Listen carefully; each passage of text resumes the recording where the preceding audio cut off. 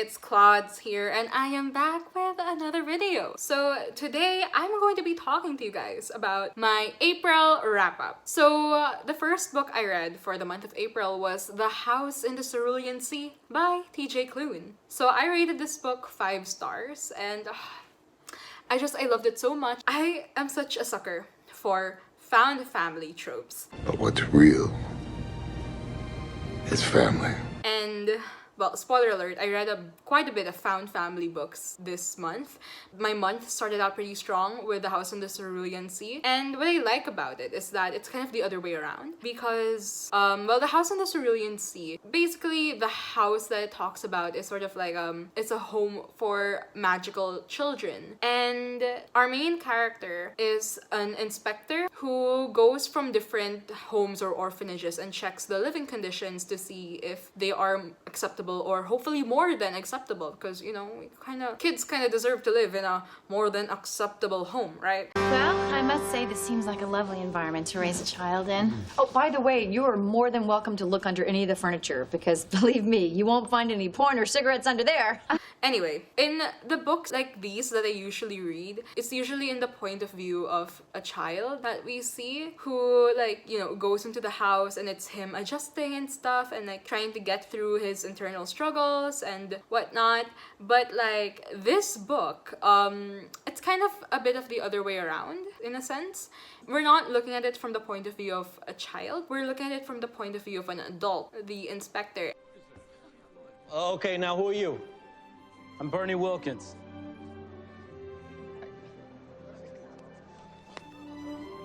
Social services. Like I said, okay, get him out of here. And it's just, I can't say more without spoiling, but his point of view, the point of view of an adult, just makes it so much more interesting, and it feels a bit like Miss Peregrine's Home for Peculiar Children, but not really. And the magic system, or not exactly the magic system, but the government system, so to speak, it feels a little Harry Potter. I'm not gonna go more than that, but I highly recommend this book. So yeah, I hope you enjoy. So the next book that I read is Pillow Talk by Elisa Cataluna. So Elisa, or Isa, is a friend I made online who is also a book lover and a booktuber. And she wrote Pillow Talk, which is her compilation of poems, and published it last month. And I was able to read it as soon as it came out, and as someone who doesn't like read poetry as much, I really enjoyed it. I thought the poem was lovely. Reading poems by people who you know personally, just it hits different. It's one thing to read a poem by a famous author who you've never like met before, and it's another thing to read poems or works that were written by a friend or just someone you know personally, and it kind of gives you a whole different insight as to like, sometimes you know how like you don't know how to express your feelings to your friends, and then you read something like this by them and you're like, whoa, I did not know this about you, but I am here for you and I love you. So like that's the kind of feeling that I got. But well, anyway, I gave this book 4 over 5 stars. You guys should go check it out. I'm gonna leave a link below to where you can read her book. This book does have quite a bit of trigger warnings, so you might wanna double check the descriptions as well. The next book that I read in the month of April was The Exiled Queen by Cinda Williams Chima. Exile! No! So The Exiled Queen is actually the second book in the Seven Realms series. I read the first book a few years ago for the first time, and then I reread it last October or November, I think, and I finally got around to reading the second book. I didn't really enjoy the second book as much. It kind of felt like a filler novel. It felt like the world building that should have happened in book 1, but book 2 was so different from what was happening in book 1 that there was so much more to the magic system that was introduced. There was more about the world and the politics that was introduced as well. And I feel like this was setting up the foundation for books 3 and 4, and I hope I'm correct, because yeah, I really enjoyed the first, and I like the characters, like the character development in book 2 as well. But again, Yeah. And if you've read The Name of the Wind by Patrick Rothfuss, one of the main characters, he kind of gives you that feel. Also the romance. I'm not against these two specific characters getting together, but it just came out of nowhere. So basically, this book happens in the span of a few months, but it doesn't tell you everything that happened in those few months. It's sort of like some description feels sort of like a montage, so to speak. I can't believe how fast we put this together. Yes, it usually takes us at least a montage. Like, it tells you they've been doing this for the past few weeks, the past few months, stuff like that. So you know that time has passed, but at the same time, like, even though you know that time has passed and to the characters, feelings probably develop and they probably got to know each other more. But, like, as a reader, you're just, it feels very, what? Wait a second, huh? Weren't the both of you just, what?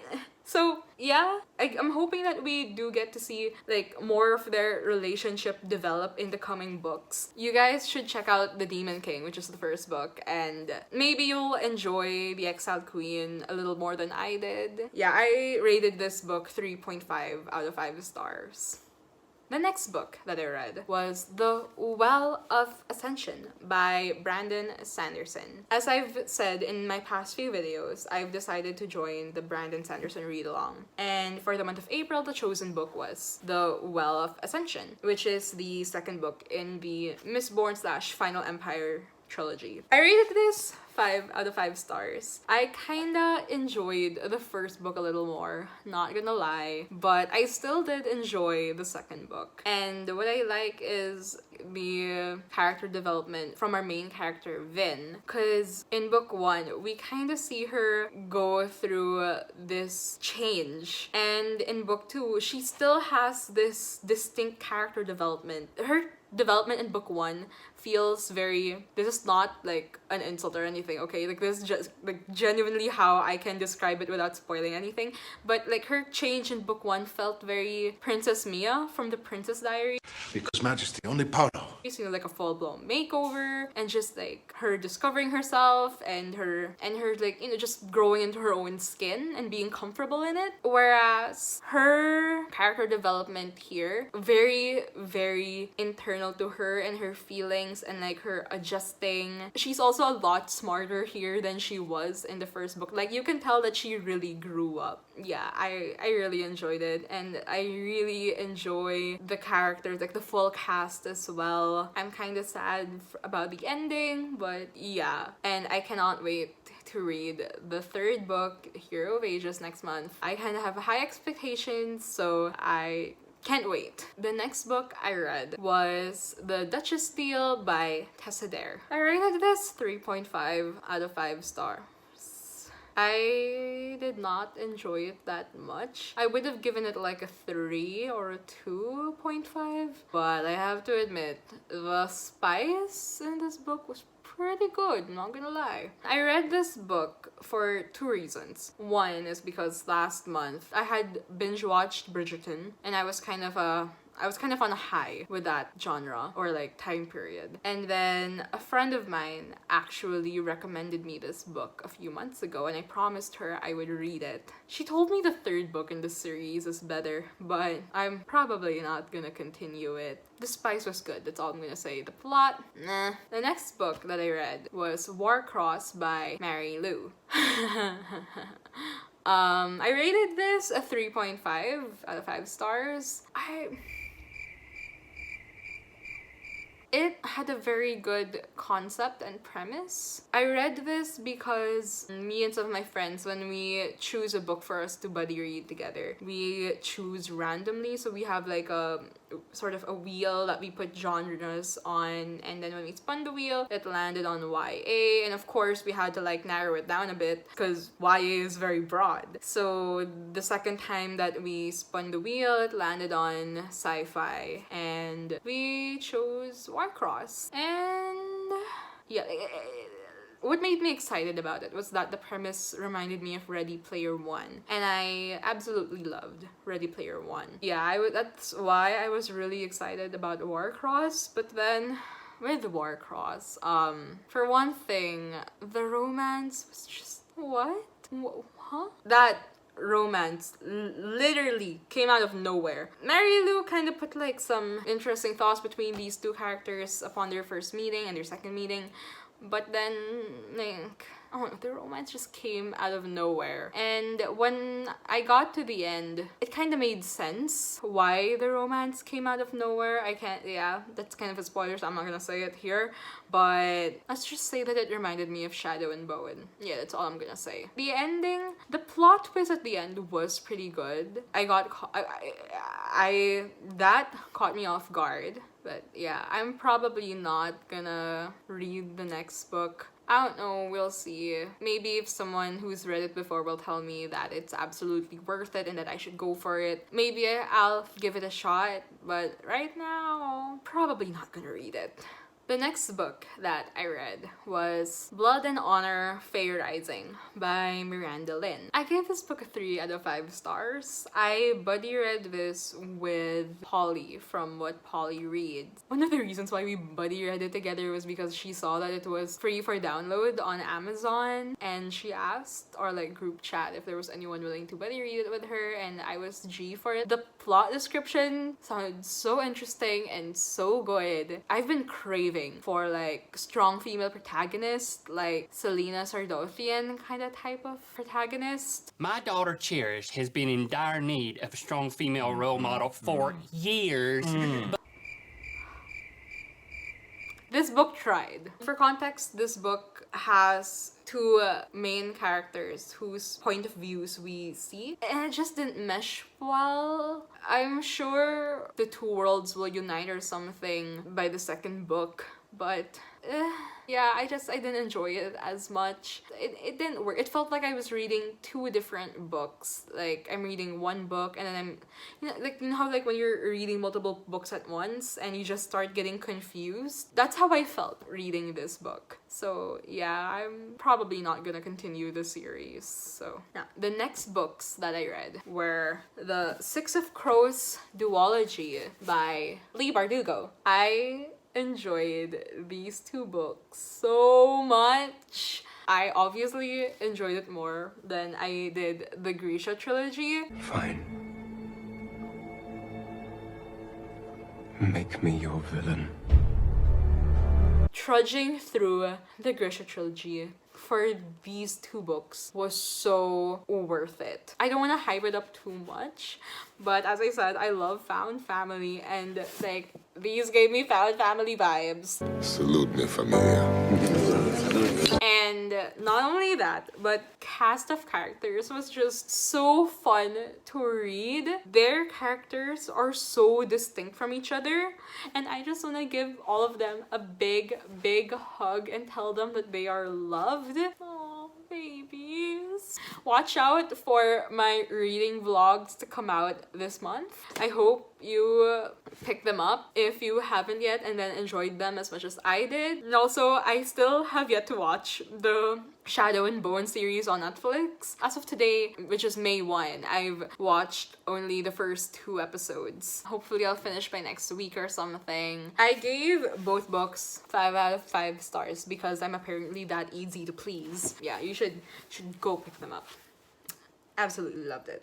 Now, the next book that I read was Romancing the Duke by Tessa Dare. I rated this book 3 out of 5 stars. There's this Instagram book club named Rakes and Petticoats, and their focus is more on romance novels, specifically period novels. So this was their book of the month, and I didn't enjoy this book. Not really. I was kind of confused a lot of the time. The spice was pretty good. There was a build-up on the spice. Essentially, didn't really enjoy it. The next book that I read was Emma by Jane Austen. I read this, 1, because I was still on my Bridgerton high, and also because one of my closest friends has been begging for me to read Emma. I attempted to read Emma when I was in high school, and I think I didn't really get that far. I kind of gave up early on, but also I was kind of a dumbass in high school. So yeah, like I wanted everyone to think that I was smart because I was dumb in every other subject, but I loved to read, so I wanted to read classics to show people that I was smart. I was pretentious like that when I was 14. I finally sat down and read it this month. It felt very Shakespearean. The story and the ending, it all just felt very Shakespearean. In this time of man's great innocence. Innocence? Innocence? No? I rated it 3.5 out of 5 stars. I didn't enjoy it that much, but like with Pride and Prejudice, I didn't enjoy it as much until I watched the adaptations. So I'm hoping after I watch the adaptations of Emma, I might appreciate it more and then maybe read it again, give it another shot in the future. I was also reading the Spark Note summaries every couple of chapters because I was left confused. It's probably the language, you know, like Jane Austen's writing style. Obviously, it's very different from the kind of style that I'm used to reading because, you know, more modern contemporary books. So I'll probably watch, yeah, there are a lot of adaptations apparently, so I'm gonna try to watch them all, including Clueless, which is a modern adaptation. So yeah, a modernized adaptation. I can't wait to watch them. The next book I read was Next Year in Havana by Chanel Clayton. I rated this 3.5 out of 5 stars. This is the Little Bloom's Book Club Book of the Month choice. It had a very interesting premise as well, but I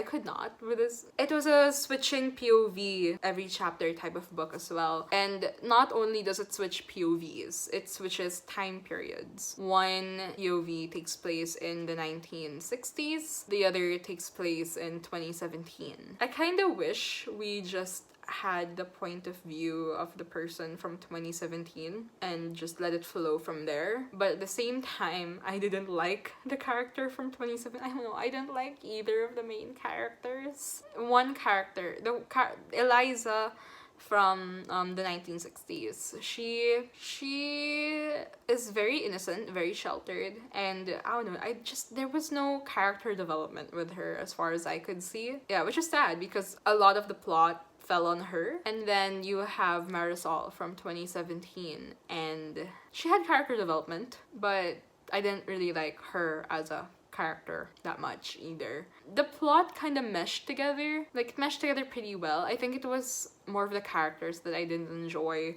Yeah, I wasn't really into it. And also the romance with one of these girls, it came out of nowhere as well. Yeah, and yeah, I wasn't really into it.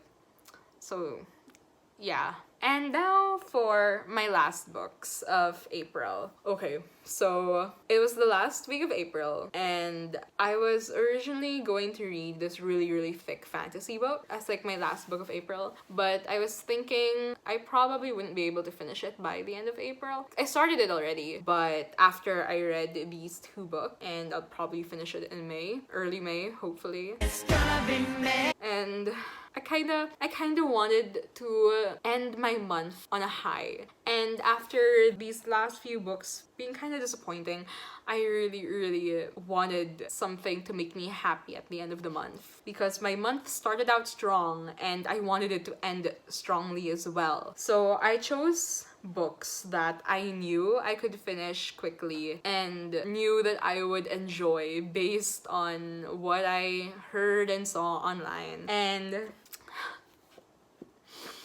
these 2 books are volumes 1 and 2 of Heartstopper by Alice Oseman.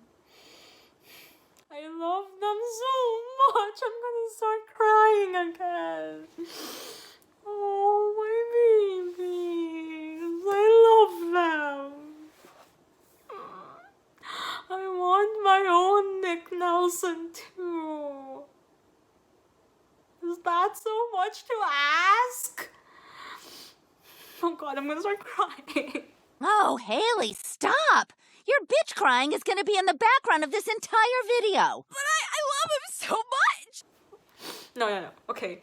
I absolutely loved Charlie and Nick, okay? They are just the cutest things to ever walk this earth. And they deserve the world, okay? They just deserve the world. And they deserve each other. And I love them. I love them. Hey guys, I just discovered a new drug too. It's called your relationship, and I'm high on it. Charles, I'm gonna need you to back off, man. My babies. They're the absolute cutest, and the story is really cute as well. And the art style is also really, really cute. And just their character development, and then how their relationship develops, and the plot. It's so good. It's so cute. I am in love with this series. I love them. I cannot wait to get my hands on volume 3. And I cannot wait for the release of volume 4. You don't love me! Yeah. I love them. I love them. I love them. I love them. And I have never wanted, I forgot what brand this is, a Kanken bag more than I do now, just because of Charlie. I love them. You guys should go pick up Heartstopper if you wanna feel really good romance and feel really single like I do. But like right now, I wouldn't mind feeling as single because they're just so cute, and I would love to third wheel for these two losers. Those are the books I read in April. I read about 12 books, and I am so happy. Like, it was a mix of books I enjoyed, books I didn't enjoy as much, and books that just made me scream. I hope you enjoyed this video, especially the last few minutes where I nearly cried my eyes out. Oh god. Ugh. Yep. Hello. I hope you enjoyed this video. Like and subscribe, click on the bell icon, and thank you for watching. Bye!